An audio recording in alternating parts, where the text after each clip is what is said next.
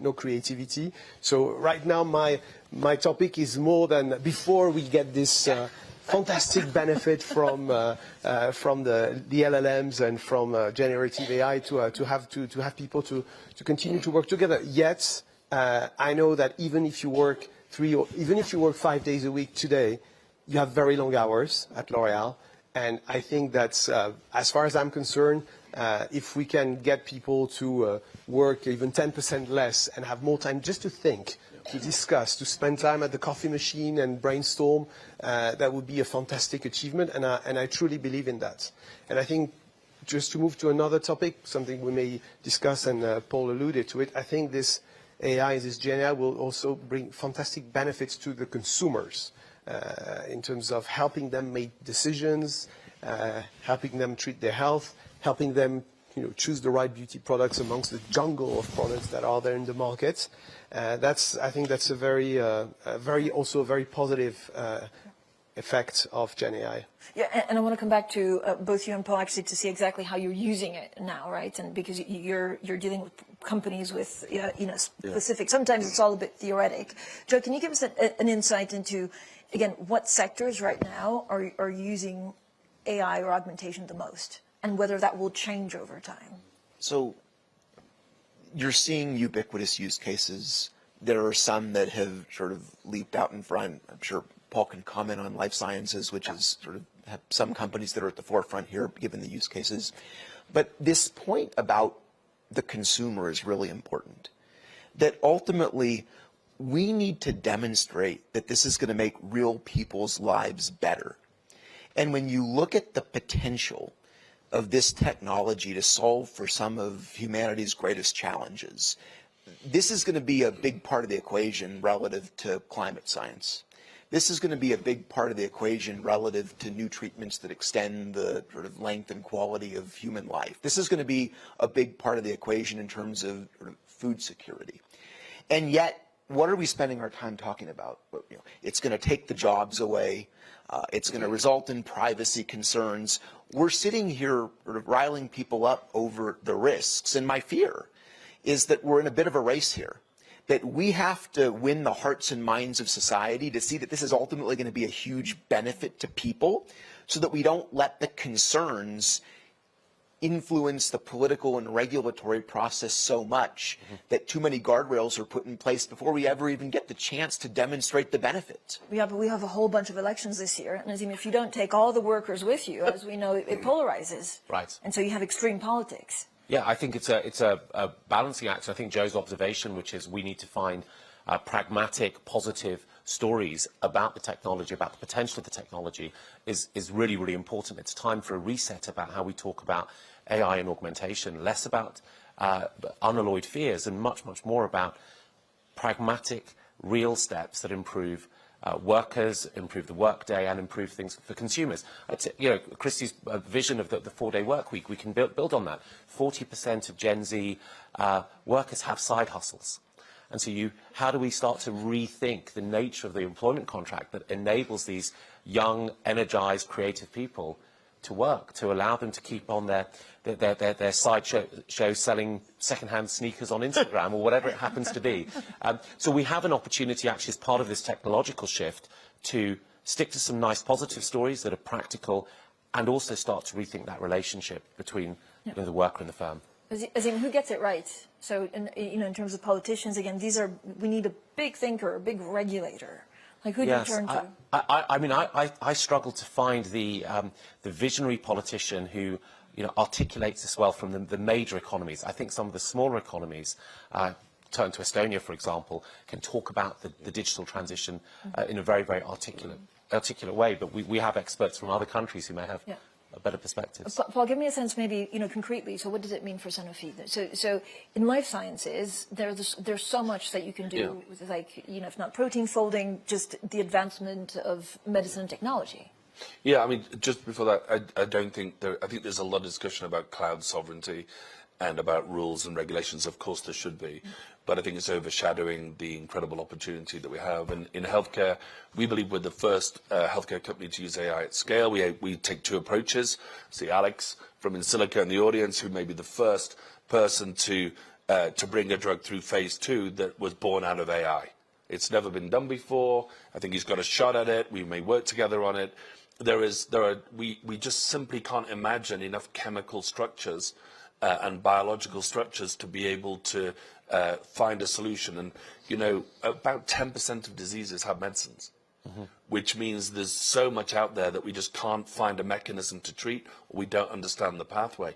We're changing that. At Sanofi, so we have 2 types of AI. Expert AI, which is working on structural biology, trying to improve understandings of inflammatory processes to bring relief for people. That's about 6,000 people doing highly bespoke supercomputing, lots of power, lots of GPU work to do things that have never been done before. Then the other 85,000 people in the company are using what I call snackable AI, which is what I referred to earlier, getting nudged to make them more effective. And this is a real challenge for people, because most of my peers in healthcare just want to do pilots. I'm not even sure their use cases at this point. They want to do pilots. They're worried about cyber threat. They don't ever want their data to leave the house. They don't understand federated learning and training algorithms, leaving data in safe places, particularly patient data. Which is kind of fair, Paul, isn't it? I mean, you don't want to just, it's fair, like, but I don't want for my example, data to yeah, be but I think everywhere. I think large language models work because they're large. Yeah. And so one of the interesting things is I've got all Sanofi's data, right? I've got 50 years of toxicology data, and it means that I have a great understanding of what that looks like, and I can use AI to curate it. Isn't it better in healthcare that all the companies put that data together? Now, when you say that, and then we can make better medicines that are safer, faster. The reality is people go, oh, but it's my data. But the truth is, I don't want to see your data. I just want to train my algorithm on your data so that my algorithm is more effective. So I've got more chance. Oh, by the way, you can train yours on my data, because what matters is more medicines get created for patients. And so we have 2 levels of stress. One is, do companies really adopt AI? I say no, but hopefully they will. And do sectors understand what working together in a pre-competitive space can do to elevate all boats, to do something incredible, certainly in healthcare? Does it definitely help with innovation, or if there's not this competition element to life sciences, does it actually stifle innovation? Because we're looking at the same data. Yeah, but I think, as with any major industries, a lot of people do things that are very similar. It's who does more with it. It normally wins. I think this era of my data is my thing, you find that your data won't be enough to train large enough to get the insights that others that share will get. And I think most people haven't made that leap yet. And we will, because we see it as a competitive advantage. Nicola, can you give me a sense, again, you have a very large company, and you've touched on this. I mean, it goes from like marketing to training to, of course, how you sell. You know, you can match color foundations easier, which I guess is good for the consumer and good for your sales. But can you give us some concrete examples of how you're using some of this technology now and how that will change? Yeah, well, I could give you maybe 2 or 3 examples, but quickly. First, you know, as for research, AI is an obvious booster. We are, like many companies, in the middle of a regulation frenzy that forces us to reformulate a lot of our products. And if we were to do it the old way, it would take us a century and we'd never meet the deadlines. So we have AI-powered formulation tools that go 4 times faster and that invent, to be honest, structures, formulas that our scientists would not have come up with. So that's not only an accelerator, but also a door opener. That's internally. And then there's what we do for the consumer. I just come back from the CES in Vegas, where I had the honor to do the opening keynotes. And first of all, I was fascinated by the amount of innovations that were powered by AI, and particularly in the healthcare domain.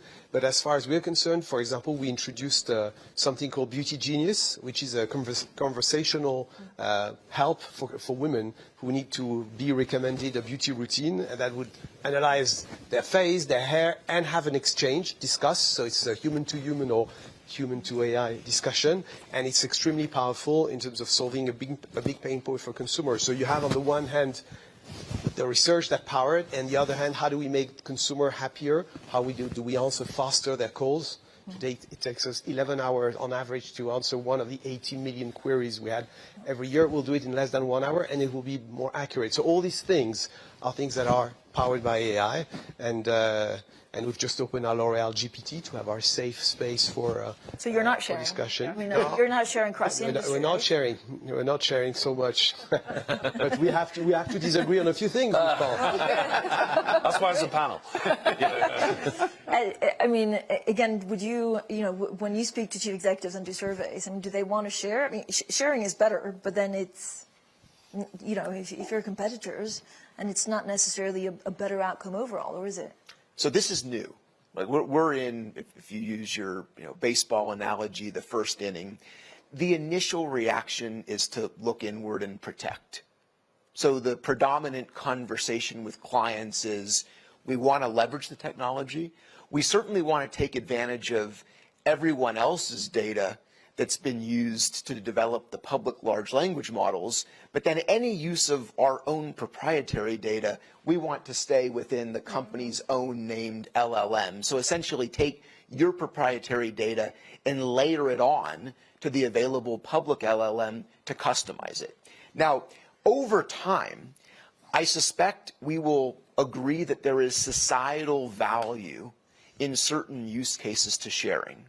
Now, what mechanism exists between industry consortia, regulators, government stepping in, that if we can demonstrate that we're actually going to create a better healthcare outcome, a greater likelihood of solving some disease by taking patient data across a whole host of different organizations and aggregating it, but you then go to lowest common denominator. What happens if 8 agree to do it and 2 don't? So that brings up the question of the role of governments, the role of regulation. For those use cases where there's such a compelling societal value to sharing.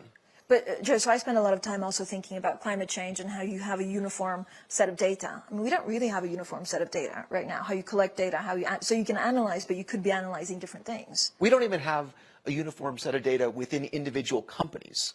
Right. So this is part of the problem, is it's easy to talk at 30,000 feet about all of the potential and all of the use cases.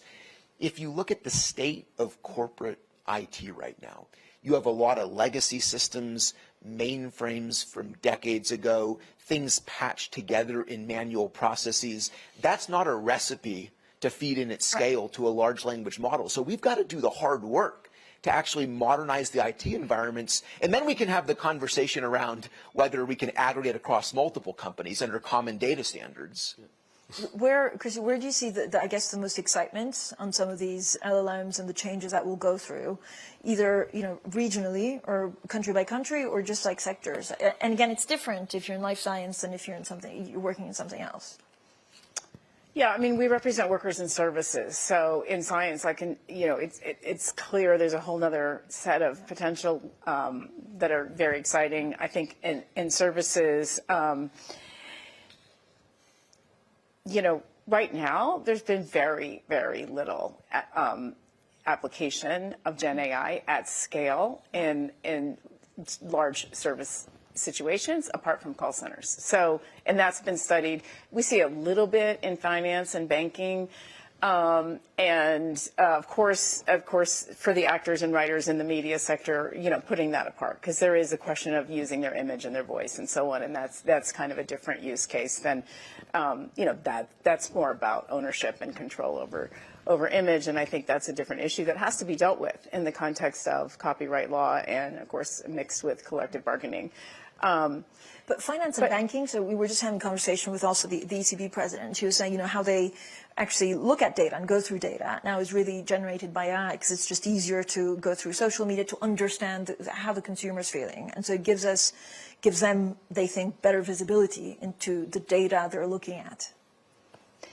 I think that in the finance sector, for the workers, they've been going through such a long period of impacts through technology. I mean, so not generative AI so much as algorithmic management and all kinds of other tools that have eventually led to a combination of both surveillance on one hand that workers, really do not like. And so that's sort of the old, I don't want to use the word old generation of technology, because it's very much in effect across a lot of industries, and ranging from warehouses to a bank worker. I think the question of the algorithmic management has been so deeply unpopular.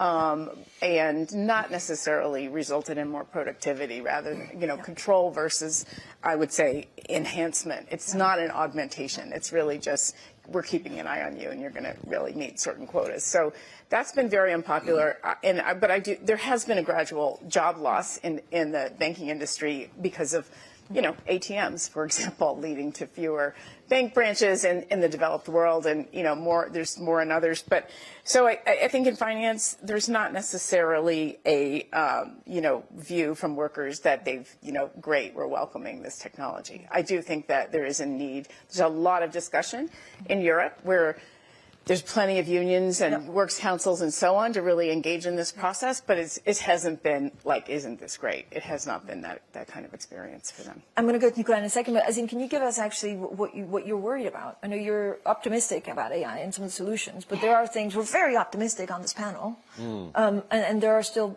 pitfalls that chief executives, that world leaders and C-suite need to look out for. I think one of the hardest areas is the unknowability about all of this. We can't really plan for what will happen. And we thought that AI would be extremely precise, like a cold Vulcan. And it turns out to be a little bit fictitious, a little bit hallucinatory, and we now have to deal with that fallout. We thought that AI would not help people be empathetic, and it turns out from recent studies that doctors who use LLMs deliver their news with a higher degree of empathy. We're not even certain whether the general models will always outperform highly specialist models. This has always been the case. The reverse has been true. The specialist beats the generalist in a particular use case. With LLMs, that might not be the case. So I think one of the challenges for any leader is to go into this seeing the opportunity, but also recognizing that nobody, not even the scientists, really understand the technology and how it might play out. And that could lead us into regulating too early. It could lead us into making decisions that we then want to reverse from. So we have to figure out the architecture that allows us to explore, deploy, and do all of that safely while continually revising our fundamental assumptions. But Azim, do you have any insight, again, when you look, how do you know a system works? How do you know the LLMs work? I mean, we sometimes, at Bloomberg play around and kind of say... we prod them a lot and hope they do. But it's risky, right? Because they could get it wrong. Yeah, There's no real way to check that what you're looking at is real. There's no real way to check, but we are making very, very slow progress. And I think part of the challenge of there's no real way to check is that at a mathematical level, there's no real way to check. It's not just that it's hard. And so one of the questions will be, over the next few years, do we develop new technical safety protocols, or do we develop new architectures that they themselves are more reliable and deliver the reliability that we need? Paul's shaking his head. He's saying, absolutely not. Well, they are reliable. I look at our, I referenced the 130 terabytes. I mean, when we started doing when I joined the company, the budget process was like 3,000 slides and it lasted forever. Last year it was 30 slides. It was an AI-based case. It's 99.3% to 99.9% accurate for the following year's performance. And we get to make investment decisions for upside. We get to talk about, instead of the politics of presenting slides about a budget and trying to, everybody sort of hedging. Yeah. It can be highly accurate, certainly financially. And with Word itself, it takes some effort to avoid the hallucination. But particularly in areas where you have good context, you very quickly can work that out with better prompting. And I don't think there's any real drama about that. I mean, I Google a lot of stuff that comes up really wrong, so I don't even know. ChatGPT is a whole other problem, Joe. Well, you're honing in on what may be one of the sort of fundamental thresholds for adoption. This question of how do you know it's right? Right. Well, how do you know humans are right? So let's take a use case. Driving a car. Every year, I think the statistic globally is 500,000 people are killed in accidents caused by human beings. If I told you that we had a technology driven by generative AI that would sort of only kill 50,000 people around the world, what would you say? I mean, logically, rationally, one might say, wow, you're going to cut down deaths by 90%. That sounds great. that is probably not human nature. If you went forward and said, we're going to use this technology that's going to kill 50,000 people a year, people generally hold the technology to a higher standard than they hold the imperfections of humans. And so we have a societal issue to navigate relative to what we set the standard at. Are we comparing it to perfection, or are we comparing it to the current alternative, which is a very imperfect human decision-making process? Yes, I mean, I would turn to trusted news sources, right? How do you know it's right? Like, if you're a news organization, you have a number of steps that you need to check, and it's checked by humans. Some of these LLMs, you just don't know. Like, let's say, if I put what's the best makeup brand in the world? And L'Oreal. Yeah. What if it doesn't say? What if it doesn't say, right, L'Oreal? Like, how? Well, it means that I have to understand why. But it's true. I mean, we've all read about the hallucinations. So that the capital of Canada is Toronto, because that's what's most commonly found on the internet. I guess we'll have the system will have to learn. But probably one of the questions is, should we at some point tag very clearly what comes from Gen AI rather than not from? I mean, if I take on images, I think it's important. If we have fake interviews from any of us, the next panel was fake Francine speaking and saying horrible things. How do we make sure this is the real Francine? There's still a lot of questions, and frankly, I'm not capable of answering them right now. Especially in elections. Especially in the year of elections. So there are worries, and I think the big question around regulation is should we regulate the science, which seems hard, or as some panelists have said earlier, should we regulate the use cases and encourage some and try to forbid some? I think that's a big question for the future. Azim actually was really good. So I asked him about hallucinations, like when you Google, when you put something in ChatGPT, and you had a great explanation, which I understand 80% of it, but it's basically the way that the model is done, right? Well, it's just that it learns the sort of underlying concept. So it learns that one top university is like another top university. So likely for you, Francine, if it gets it wrong, it'll put you at another great university. It won't suggest that you did athletics training when you left high school, because that's too far a cognitive leap. Yeah. But I think the scientists are making a lot of progress in dealing with factuality. But I think that we can't be certain as to when those results will be delivered and put into the systems that people are using. So different in the science world, I guess. Look, I don't think we can get to the next generation of a golden generation of science without artificial intelligence. I think it's impossible to imagine what's going to happen. It may take time, we all know that, but I think it's extraordinary. Just back to use cases, I'm interested in the driverless car thing, just to make a quick comment. My daughter lives in San Francisco, and after 10 p.m., between 10 p.m. and 7 a.m., she takes a driverless taxi because it's safer. She would rather be in a fully autonomous vehicle than on her own, because that's an emotional choice and a fear choice. And I think sometimes there's risks of accidents, but there's also, we have to remember, the use cases are very different depending where we are. I listened to a defense CEO talking recently about AI, and they said, perhaps Nicholas said, we've been using AI a long time in a lot of industries. But she made this really important comment. She said, because of the role of humans, she said, look, if a missile is launched against the United States, human beings do not respond. AI responds. You can't intercept a missile flying at 5,000 miles an hour with a human being. AI takes over, and AI will defend the United States. If you launch a missile on another country, a human decides. Because AI does not have the moral compass to make the right decision. She said, and we bifurcate how we support two completely different approaches on a very important subject.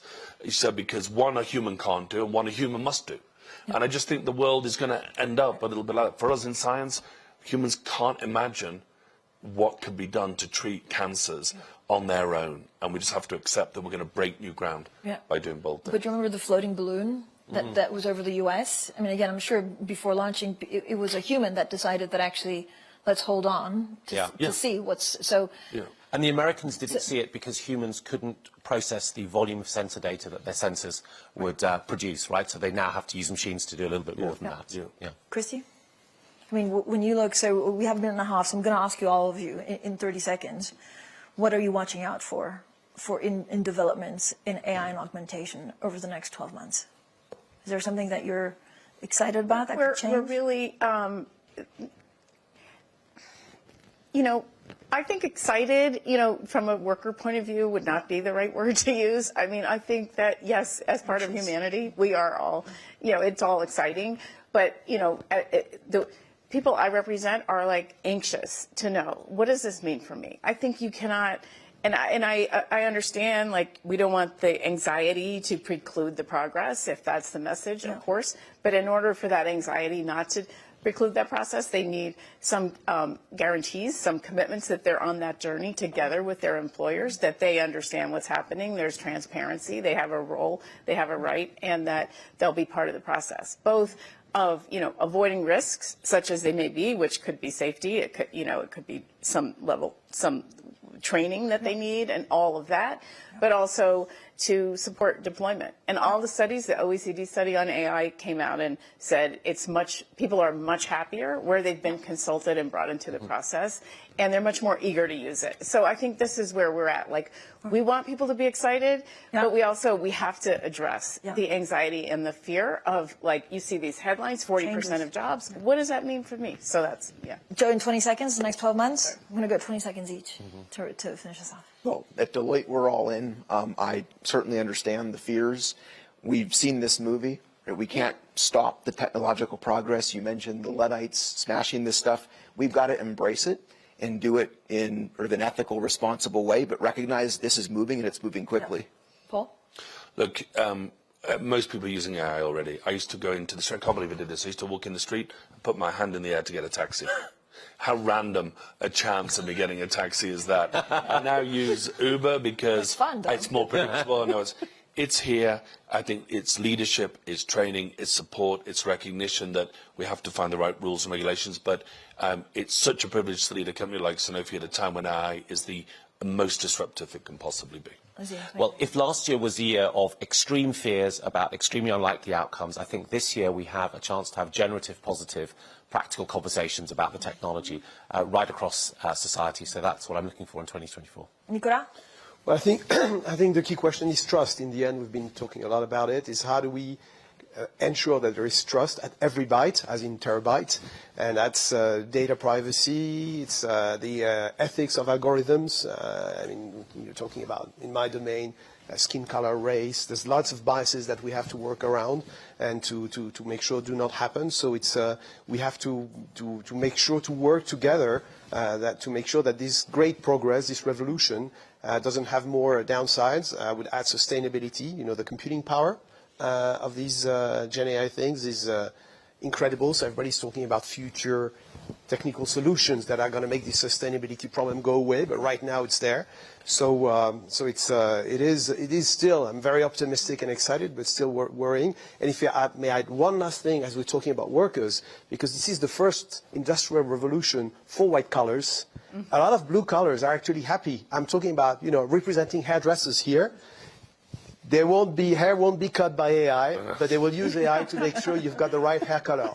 So that's fantastic. That's the world. Happy world. Thank you so much, everyone, for a wonderful conversation. Thank you.